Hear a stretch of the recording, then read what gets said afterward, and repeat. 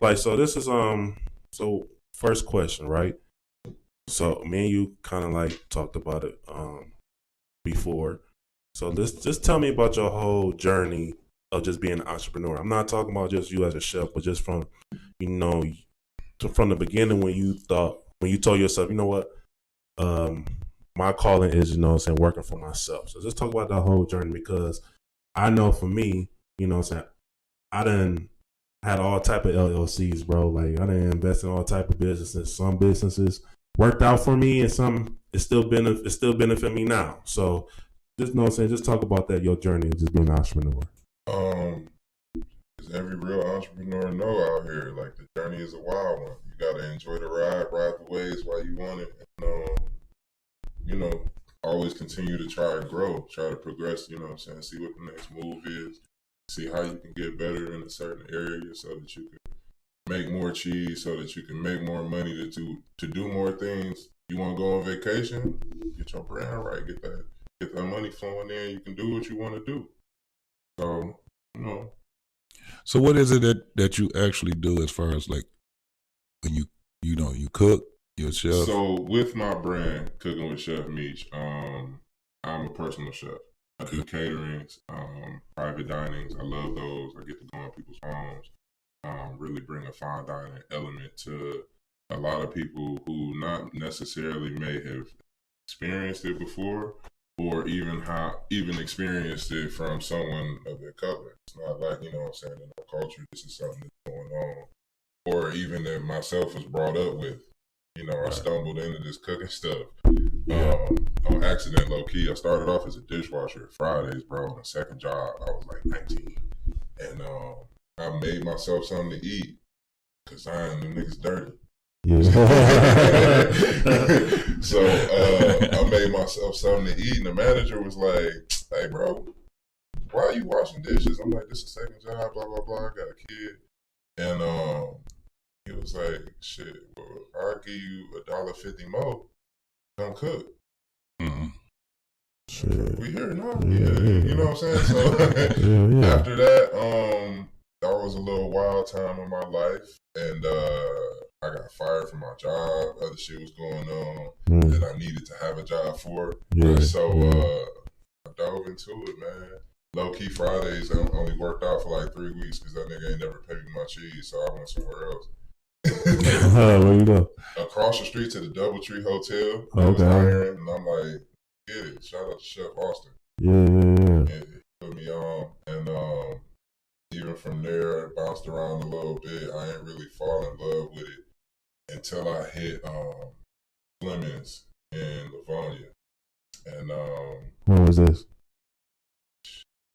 Like 2017. Okay. Yeah. And like I said, I ain't started cooking. I've only been cooking a total of like 7 years. Okay. Like, I did my thing. Every restaurant I went into, I definitely put my time in, put my work in. Got promoted throughout the times, but you know how it be at jobs. You got to find your fit, find what job work right for you. I kind of was cocky with it because I knew I was decent, you know what I'm saying, in these restaurants, because it be random, regular people back there cooking. You know what I'm saying? So if I'm back here really like, oh man, I know what I'm doing, blah, blah, blah. I want my cheese. I know what I'm worth. And if you ain't paying me my money or giving me my days off that I want, it's a wrap. I go somewhere to get it. Like, you got to make the jobs work for you. Like, a lot of people go into these 9-to-5s thinking that, damn, I need this to pay bills and blah, blah, blah. But even though that is true, if you're good at what you do, you gotta negotiate your price. At least get something and make it worth it to where, all right, I could cover my bills and try to save something. So, Clemens, worked my way up there, got chef experience. After that, went and opened a restaurant downtown called Layla, Lebanese concept, fine dining Lebanese concept, and that was dope. We ended up winning Restaurant of the Year 2019 under Chef Nick. Damn, so, wait, because so that's your restaurant. So we ended up winning Restaurant of the Year. Your own restaurant? No. Chef Nick. Not open my own restaurant. Because so that's your restaurant. It was a restaurant opening from like I heard it wrong. Being built. Okay. Yeah, being built, and he had me on, gave me an opportunity, and it was cool. It was just a vibe that was tired, that, you know what I'm saying, it was draining me a lot. So I only was there for, it was open, bro, for like 7 months before COVID popped off. But and during that time, we won Restaurant of the Year 2019, then 2020 hit. Kobe died, and then Kobe died, and shit just got bro. fucked up. Like shit. Mama left, bro. I was sick, and then Kobe. R.I.P. for sure. But after that, COVID happened, and COVID affected a lot of things, a lot of different ways, bro. And as a business owner now, I understand what decisions had to be made. Yeah. It's fired. And it wasn't even no like they wanted to do it. Like, it was a sincere conversation that was had. Ownership, like, bro shed a tear. Like, I low key felt bad for him, and I was like, "Nigga, you rich anyway." Right. I went I'm trying to get it. Yeah, I went to the crib, man, and I just started cooking and posting it on Instagram. Just like cooking. I'm like, I'm not in the kitchen no more doing what I normally do, so I'm gonna just do it at the crib. So that's COVID hit. You say you got fired.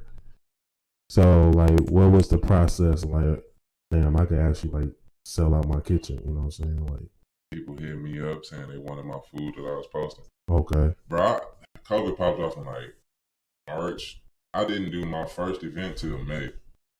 And I did my first private dining and got the cheese. I remember it was far as hell, too, bro. I had to drive, like, an hour. I'm like, she hit me up and offered this cheese. I'm like, hell yeah, do that shit. Yeah, let's see how it go. Did that, and after that, bro, low key took off a little faster than I expected. I just kept getting bookings. Yeah. Kept getting bookings for caterings, private dinings, meal preps, cooking classes. Yeah. You know what I'm saying? So it was just a dope thing. I remember I was just doing it, and somebody hit me up to do their wedding. Yeah, 125 person wedding, nigga. Let's go. We out here. Yeah. You feel me? And they went through whatever vendor they was having, the place that they was having their wedding at was like, yeah, you can have outside vendors, but they gotta show proof of business insurance. Damn. I'm like, what? Yeah. Like, all right, well, I'm not gonna let this blow. So, you know, I doubled down. I got the LLC. I got my business insurance. I got, proper licenses for certain things if I wanted to pop out and do some street vending shit. I did that wedding, bro. I need that cheese. I was a bag. Yeah. But that's cool because a lot of people, man, they'll find an excuse why they couldn't make that happen. You know what I'm saying? Yeah, it was a point in COVID, man, that I was not only dealing with the world and COVID going on and all that craziness, but something personal was going on at that point in time. Yeah.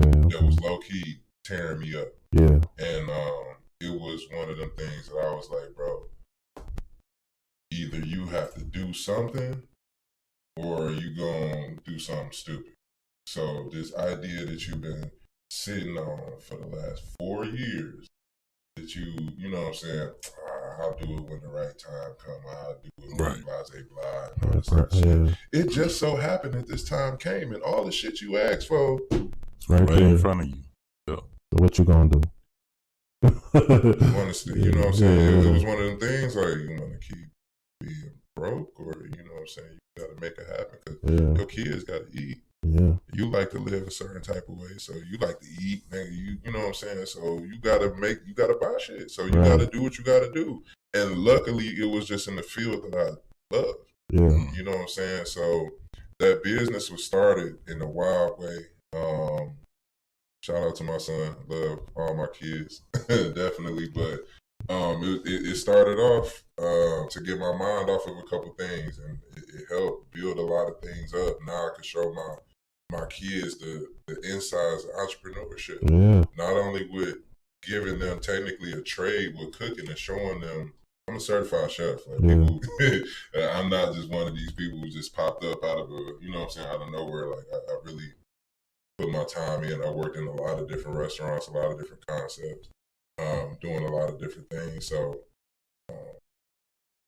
you know, I'm just glad that I'll be able to show the kids and show other people. I done had got hit up by people, you know what I'm saying, just trying to chop it over me about ideas. You know what I'm saying, whether cooking, branding, and other stuff, and you know what I'm saying, we just bounce ideas off each other. So it's just a dope lane to be in, man. Yeah, and you made a real good point, you know, about your kids, because me growing up, you know, seeing my mom, my stepdad, you know, doing their business, and that kind of spark like a fire, like, dang, you know what I'm saying? Maybe this is my lane, you know, them putting me in business camp, stuff like that, you know what I'm saying? And me, like, at 15, 16 years old, like, man, this is like, I know, like, this is gonna be my path one day, owning my own business. So, no, and that's kind of dope, knowing your kids now can see that, like, man, my pops out here doing it, you know what I'm saying? I saw my pops, you know, started from the beginning to now. Ain't no telling where it's gonna go when they get teenage and they grow. Man, so one thing about, that's dope as fuck. Yeah, one thing about the kids being involved with it, like, you know, I had them young. You know what I'm saying? I was immature at the time. There was a lot of things I didn't understand because of, you know, like I told you, I was Yeah. So I didn't know what that looked like. I just knew that I didn't want to be like bro. You know what I'm saying? Exactly. So I'm like, I bet, wing it. Mm-hmm. And I had to learn. I had to grow. There's a lot of things I wasn't doing. I was there. You know what I'm saying? I always loved them. It wasn't nothing, you know what I'm saying, crazy stuff like that. But I had to understand it and learn my kids. I had to understand that my kids not me. Kids low-key shit to do with me. Mm-hmm. Like they're their own person. They're trying person. to figure shit out right now themselves. So you gotta give them the same. I look at it as I gotta give my kids the same grace as what I would have wanted as a kid in that time. You know what I'm saying? So yeah, man. Like that's the same thing for mine. Like, you know what I'm saying? Like one day they gonna know for sure. Like, they ain't gonna say they daddy ain't try. You know what I'm saying? For sure.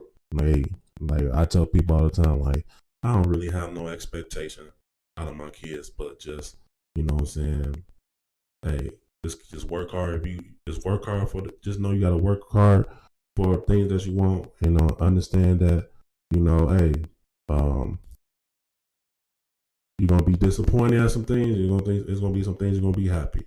You know what I'm saying? So my thing is, the only thing I want for my kids is to have options. You know, that's all I want for them, just to have more options than I had. Sure, and that's what we work for. You want to give your kids opportunity. I know for myself, and don't get me wrong, I ain't gonna sit here and act like I didn't have no male role models growing up. I had a lot of different people who tried to be male role models, who are role models, and you know what I'm saying, who lived a great life and was on some straight and narrow stuff, and then there's a lot of street shit going on. Family got a wild background, so you know, just being able to try and be something that you wanted. You know, I had to look at a lot of different things to draw motivation and role models as a kid. I was bad at. Yeah. You know what I'm saying? And so just looking back on that and just being like, bro, not trying to be that person. I'm not that person. I'm a whole grown adult. You know, kids, I gotta show them that you don't have to be upset about that. I'm gonna give you an opportunity if you don't want to go to college when you get older to age. I can give you a game plan on how to go about running a business, and whether it's with vending machines, whether it's with marijuana industry, whether it's with cooking, whether you want to start a food truck. I got homies that do real estate, you know what I'm saying, that can give you game on that. You just got to be able to let them be able to find what fit them. Yeah, I always say, like, look, I just want to invest in my kids' dreams. You know what I'm saying? As long as they just keep it serious, you know what I'm saying? And I feel like, I think for like us new parents, this generation of parents, I think that's what we changing. We more so invest in our kids' dreams, you know what I'm saying? Like, gas our kids up. Yeah, you know what I'm saying? You gotta build self-confidence, self-love with your kids, man, because it was something that wasn't taught, you know? Yeah. And one thing that I'm glad our generation is talking about more is something that me and my mom has talked about a lot, breaking generational curses. Yeah. Like, this should be real, man. These stuff trying to pass down this nigga. shit from 3 generations ago, but because, you know what I'm saying, that's going on, you still yelling at your kids, beating on your kids, and, you know what I'm saying, going about some different way because that's what you see coming up. Like, that shit ain't cool. You ain't like it. You know what I'm saying, my nigga? So, I don't whoop my switch kids. it up. Yeah. I'm not going to say I don't whoop my kids. You got a majority boys. I feel it'll be different. I got 2 girls. So, you know, it's I see the best of both. My girls are my youngest, boys 2 oldest.